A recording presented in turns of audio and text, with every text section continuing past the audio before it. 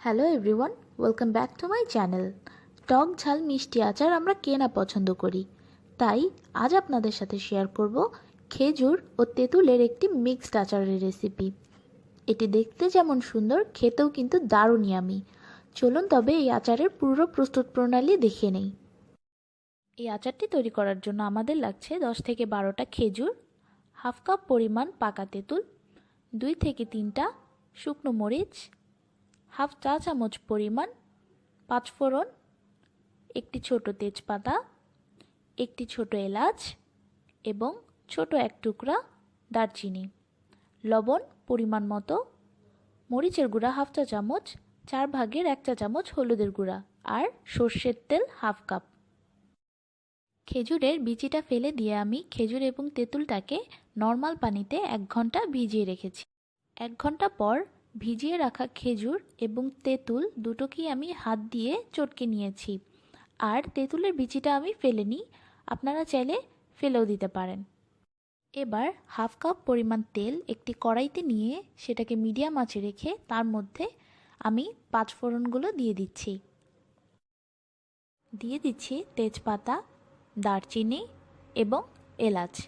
এবার এই সব মশলাগুলো ভালোভাবে তেলের মধ্যে ফুটে ওঠা পর্যন্ত এটাকে অনবরত নেড়ে ভেজে নেব।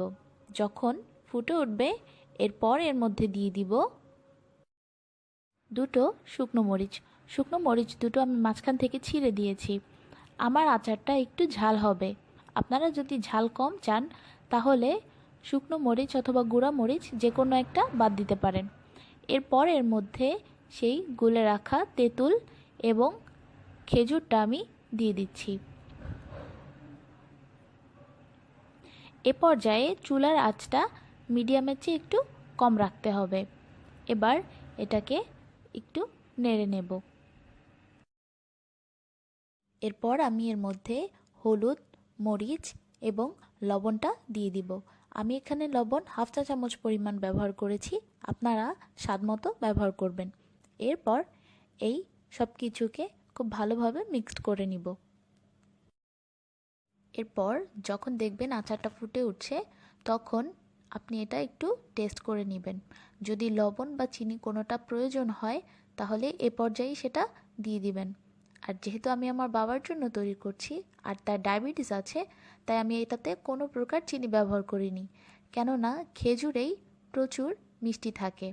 তবে আপনারা যদি মনে করেন যে একটু মিষ্টি বেশি দরকার তাহলে চিনিটা এ পর্যায়ে দিয়ে দিবেন। 5 থেকে 6 মিনিট পর দেখবেন আমাদের আচারটার পানিটা শুকিয়ে তেলটা উপরে ভেসে উঠেছে আর আচারটাও অনেক গাঢ় এবং ঠিক হয়ে গেছে। এর মানে আচারটা হয়ে গেছে। এবার এটা আমরা নামিয়ে নেব। তৈরি হয়ে গেল আমাদের খেজুর ও তেঁতুলের মিক্স আচার। এই আচারটিকে কাচের বয়মে 4 থেকে 5 মাস পর্যন্ত সংরক্ষণ করা যায়। আমার রেসিপিটি ভালো লাগলে অবশ্যই আমার চ্যানেল সাবস্ক্রাইব করবেন আর লাইক, কমেন্ট ও শেয়ার করতে একদম ভুলবেন না। আজ এ পর্যন্তই। আল্লাহ হাফেজ।